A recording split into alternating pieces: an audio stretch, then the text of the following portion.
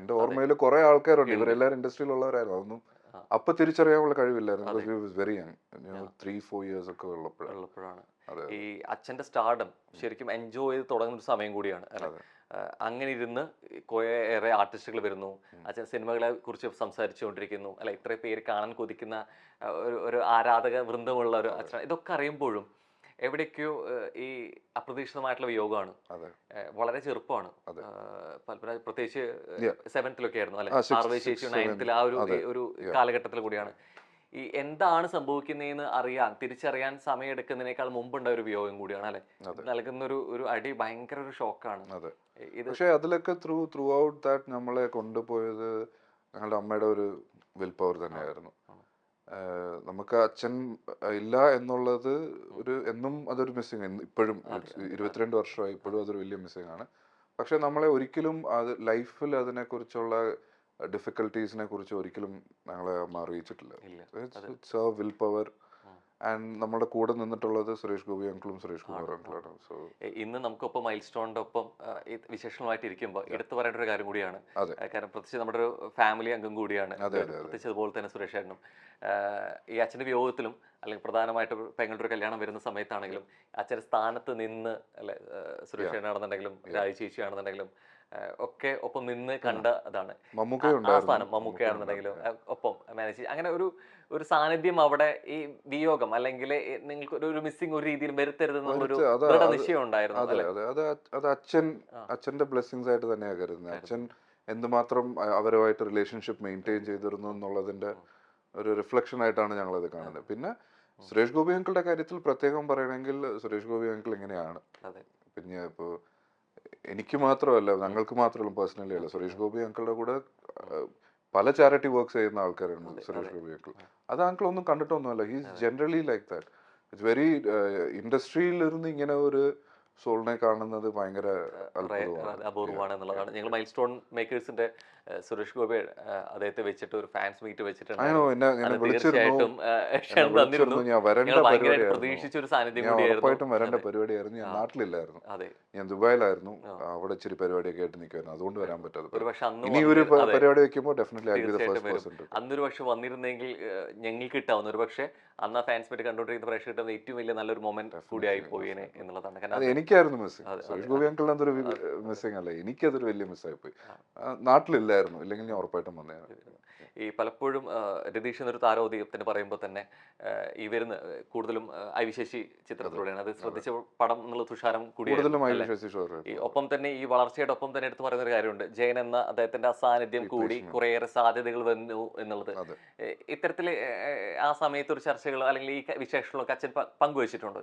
ഇല്ല, നമ്മൾ അതിനെ കുറിച്ച് അങ്ങനെ പറഞ്ഞ പോലെ നേരത്തെ വി വർ വെരി യങ്. അപ്പൊ നമുക്കിടയിൽ സിനിമയെ കുറിച്ചുള്ള ഒരു ഡിസ്കഷൻ ഒന്നും ഇല്ലായിരുന്നു. നമുക്ക് അച്ഛൻ വന്നു കഴിഞ്ഞാൽ കറങ്ങാം, ഹോളിഡേ എവിടെയെങ്കിലും പോവുക, അങ്ങനത്തെ പരിപാടികളോ ഭയങ്കര ജോളി ആയിട്ട്. വളരെ ലേറ്റ് ആയിട്ടാണ് നമ്മൾ അറിയുന്നത് അച്ഛന്റെ ഒരു how big an actor he's in Malayalam industry എന്നുള്ളത്. നമ്മൾ അറിയുമ്പോഴത്തേക്ക് വൈകിപ്പോയി ഡെഫിനറ്റ്ലി. തിരിച്ചറിഞ്ഞത് വളരെ ലേറ്റ് ആയിട്ടാണ്. അപ്പൊ ഞാൻ പറയാറുണ്ട്, ഞാൻ അച്ഛന്റെ പടം കമ്മീഷണർ കണ്ടിട്ടാണ് ഞാൻ ആക്ടിങ്ങിലോട്ട് ഐ മീൻ വില്ലൺ ആവണം എന്നുള്ള ഒരു ഇത് വരുന്നത്. ലൈക്ക് നന്നായി, ബിക്കോസ് ഹീറോ പടങ്ങളൊക്കെ കണ്ടിരുന്നെങ്കിൽ ചിലപ്പോൾ ഞാൻ ആക്ടിങ്ങിന് വരത്തില്ലായിരുന്നു. പെർഫോം അത്രയും വലിയൊരു പെർഫോമൻസ് ഒക്കെ ചെയ്തു ഒരു ചിരി തൂക്കി പറയുന്ന ഡയലോഗിലാണെങ്കിലും ഭാവങ്ങളിലാണെങ്കിലും നോട്ട് വെരി ഭയങ്കര ലൗഡ് ആക്ടർ അല്ല. ചിരിയും കണ്ണുകളിൽ കൂടി എക്സ്പ്രസ് ചെയ്യുന്നത്. ആസ് എൻ ആക്ടർ ഏറ്റവും ഡിഫിക്കൽട്ട് ആയിട്ടുള്ള സാധനം കണ്ണുകളിൽ കൂടി എക്സ്പ്രസ് ചെയ്യുന്നത്. മലയാളത്തില് ഒരു ചിരിയിലൂടെ ഒരു വില്ലനിസം കാണിക്കാൻ കുറേയേറെ ഭയപ്പെടുത്താൻ കുറേ ഒന്നും അല്ലെ വലിയ രീതിയിൽ കാറ്റുകൂട്ടിൽ നടത്തേണ്ട എന്നുള്ളത് തെളിയിച്ച വ്യക്തിയാണ്. ഒരുപക്ഷെ നടനെന്ന രീതിയിലേക്ക് മാറുമ്പോഴും ഈ സിനിമകൾ ഓർത്തു വെക്കുമ്പോഴും അതിനേക്കാൾ ഉപരിയായിട്ട് ഓർത്തു വെക്കുക ആ കണ്ണുകളാണ് അല്ലെ. ആ കണ്ണുകളും ആ കണ്ണുകളിലെ മിന്നി മായുന്ന ഭാവങ്ങളും എന്നുള്ളത് എടുത്തു പറയാതിരിക്കാൻ പറ്റില്ല എന്നാണ്. എത്ര തന്നെ സിനിമകളും ഈ മലയാളികൾ എപ്പോഴും രതീഷ് എന്ന വലിയ നടനെ ഓർത്തു വെക്കുന്നതിൽ പ്രധാന ക്യാരക്ടർ വരെ മോഹൻ തോമസ് ആയിരിക്കും. പക്ഷെ ഇത്രത്തോളം ക്യാരക്ടറിൽ ചെയ്ത് വെച്ചിട്ടുണ്ട് എന്നുള്ളതിൽ ഒരു മകനായിട്ട് അതില് മെയിൻ കാരണം എന്ന് വെച്ചാൽ അത്രയും നാൾ ഹീറോ ആയിട്ടിരുന്ന ആൾ ഒരു സ്വിച്ച് ചെയ്യുന്നത്. അതും ഇറ്റ് വാസ് വെരി ഡ്രാസ്റ്റിക്. അപ്പോഴും ആ വില്ലൻ ചെയ്യുമ്പോഴും നമുക്ക് എല്ലാവർക്കും അറിയാം അതില് ഭയങ്കര ലൗഡായിട്ടുള്ള എക്സ്പ്രഷനും കാര്യങ്ങളൊന്നുമില്ല, ഡയലോഗ്സാണ് കൂടുതലും, മോഡുലേഷനിലാണ് അതെ അതെ ചെയ്യുന്നത്. അപ്പോൾ അത് ഭയങ്കരമായിട്ട് ആൾക്കാർ ഉൾക്കൊള്ളും അത്. സോ അതാണ് ഇപ്പോഴും എവിടെ പോയാലും ആൾക്കാർ ഫസ്റ്റ് പറയുന്നത് മോഹൻ തോമസ്. അതെ ആ ഒരു ക്യാരക്ടർ. പക്ഷെ എന്റെ ചോദ്യം അതായിരുന്നു, ഈ ക്യാരക്ടർ പറയുമ്പോഴും ഒരു മകൻ നിലയിലും അല്ലെങ്കിൽ ഒരു നടൻ എന്നുള്ള രീതിയിൽ കുറേയേറെ ഒബ്സർവ് ചെയ്തിട്ടുണ്ട് അച്ഛനെ. അത്തരത്തിൽ ഏത് വേഷ ഏറ്റവും കൂടുതൽ ഓർത്തു വെക്കുന്നത് ശരിക്കും? ഞാൻ ശരിക്കും കമ്മീഷണറാണ് എൻ്റെ ഫസ്റ്റ് ഫേവറേറ്റ്. അത് കഴിഞ്ഞ് എനിക്കുള്ളത് രാജാവിൻ്റെ മകനിലെ ക്യാരക്ടർ ഇഷ്ടമാണ്, കൃഷ്ണദാസ് എന്ന് പറഞ്ഞ പൊളിറ്റീഷ്യൻ. പിന്നെ വഴിയോര കാഴ്ചകളിലൊക്കെ ഒന്നും ചെയ്യുന്നില്ല. അതെ അതെ കാശ്മീർ ഒക്കെ കാശ്മീറുണ്ട്, തുഷാറും, കുറെ പടങ്ങളുണ്ട്. പക്ഷെ എൻ്റെ ഫേവറേറ്റ് ഈ 3 പടങ്ങളാണ് എനിക്ക് ഭയങ്കരമായിട്ട് ഇംപ്രസ് ചെയ്തിട്ടുള്ളത്. As an actor, as A dad, അച്ഛൻ എന്നതിനെക്കാട്ടിലും ആസ് എൻ ആക്ടർ എന്നുള്ള ഒരു ഇതിൽ നമുക്ക് ഇങ്ങനെ ഇങ്ങനെയൊക്കെ പെർഫോം ചെയ്യാൻ പറ്റും, നമ്മൾ ഇതുപോലെയൊക്കെ ചെയ്യണം എന്നുള്ളത് തോന്നിയിട്ടുള്ളത് ഈ 3 ക്യാരക്ടേഴ്സിലാണ്. ബിക്കോസ് ഞാൻ ഈ കുറെ പടങ്ങൾ കാണാനിരിക്കുന്നേ ഉള്ളൂ. Still not done watching his movies. Close to 150 movies ചെയ്തിട്ടുണ്ട് ഈ 8 to 10 years സ്പാനിൽ. കണ്ടുവരുന്നേ ഉള്ളൂ എല്ലാ പടങ്ങളും. എവിടെയെങ്കിലുമൊക്കെ തോന്നിയിട്ടുണ്ടോ പിന്നീട് അവിടെ കമ്പമായിരുന്നതുകൊണ്ട് തന്നെ പലപ്പോഴും അച്ഛൻ്റെ സ്റ്റാർഡും അല്ലെങ്കിൽ അച്ഛനെ എത്രത്തോളം ഇവിടെയുള്ള സ്വീകാര്യതയും അറിയാൻ പറ്റിയിട്ടില്ല, പക്ഷെ ഇവിടെ തന്നെ കേരളത്തിൽ തന്നെ ആവുമായിരുന്നെങ്കിൽ ഒരു പക്ഷേ അപ്രതീക്ഷിതമായ വിയോഗത്തിലും അച്ഛനായിട്ട് കുറേയേറെ കാര്യങ്ങൾ അറിയാൻ പറ്റുമായിരുന്നു, അങ്ങനെ ഇല്ല, ചിന്തിച്ചില്ല? അങ്ങനെ ഒരിക്കലും ചിന്തിച്ചിട്ടില്ല. ബിക്കോസ് അത് അച്ഛൻ്റെ അന്നത്തെ ചോയ്സ് ആയിരുന്നു.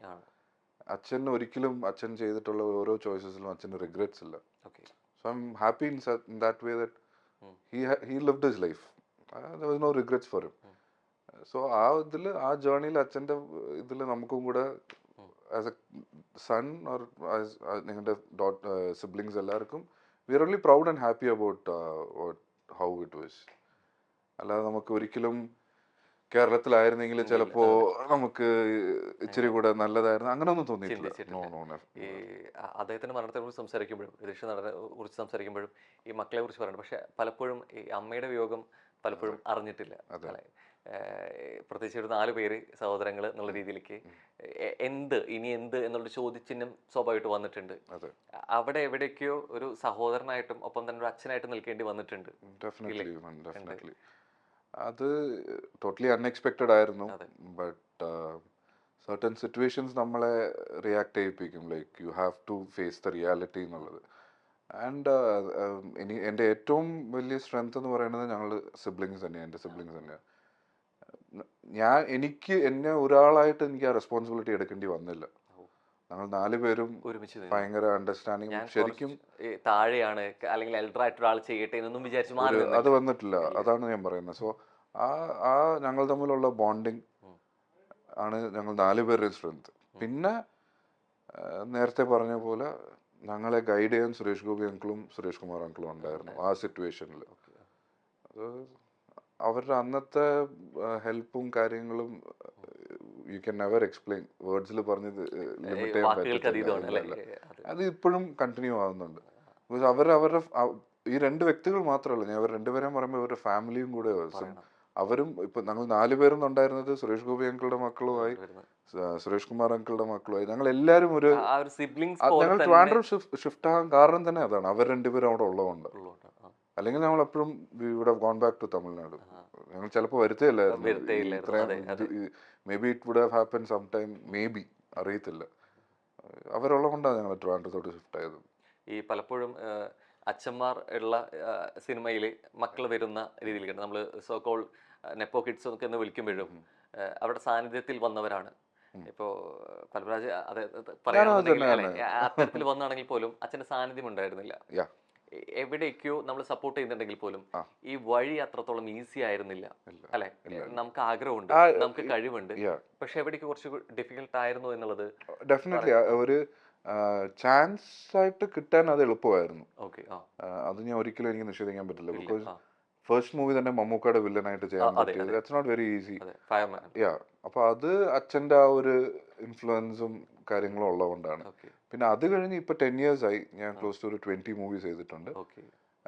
ആ കിട്ടിയ ചാൻസ് നിലനിർത്താന്നുള്ളത് is not a easy job. ഇപ്പൊ എനിക്ക് ഫസ്റ്റ് മൂവി മമ്മൂക്കയുടെ പടത്തിൽ എനിക്ക് ചാൻസ് കിട്ടി. 2ാമത്തെ പടവും മമ്മൂക്കയുടെ കൂടെ ചെയ്യാൻ പറ്റി.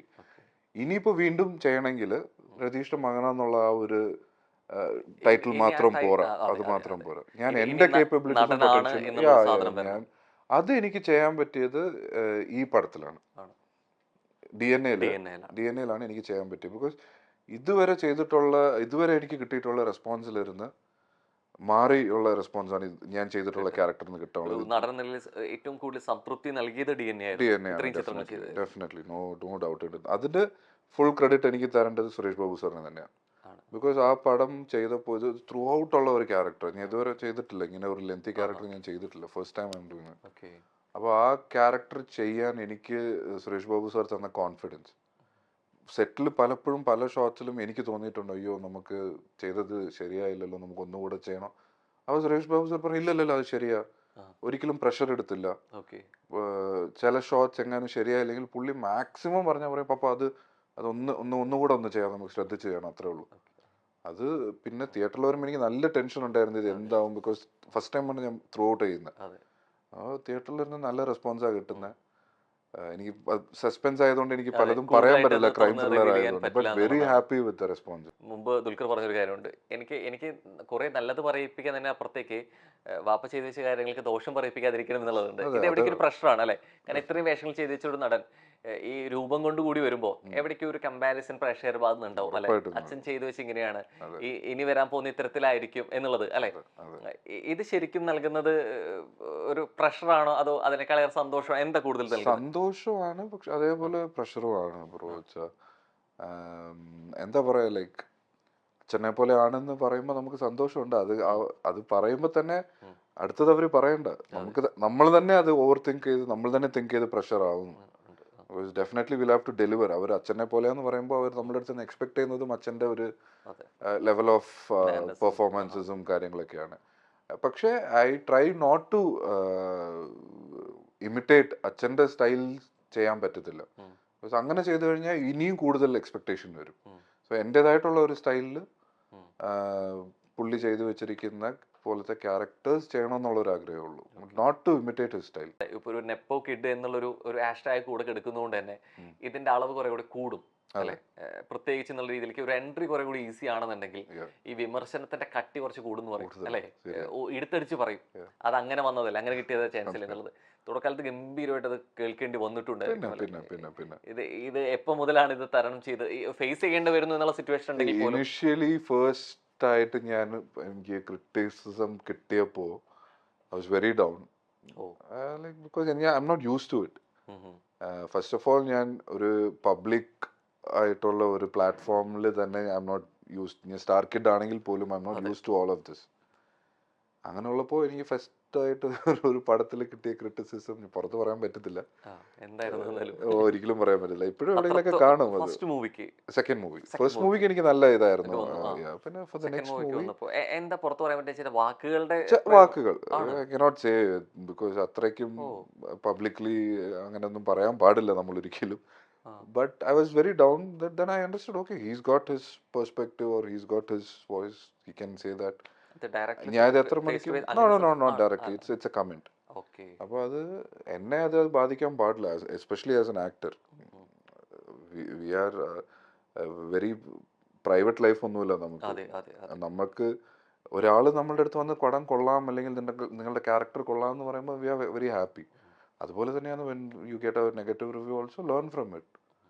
അത് നമ്മൾ അത്രയും പേഴ്സണലായിട്ട് എടുക്കാതിരുന്നാൽ മതി. പേഴ്സണലായിട്ട് ഞാൻ അന്ന് പേഴ്സണലായിട്ട് എടുത്തു, ബട്ട് അത് കഴിഞ്ഞ് എനിക്ക് അങ്ങനെ വലിയ ക്രിറ്റിസിസം വന്നിട്ടില്ല.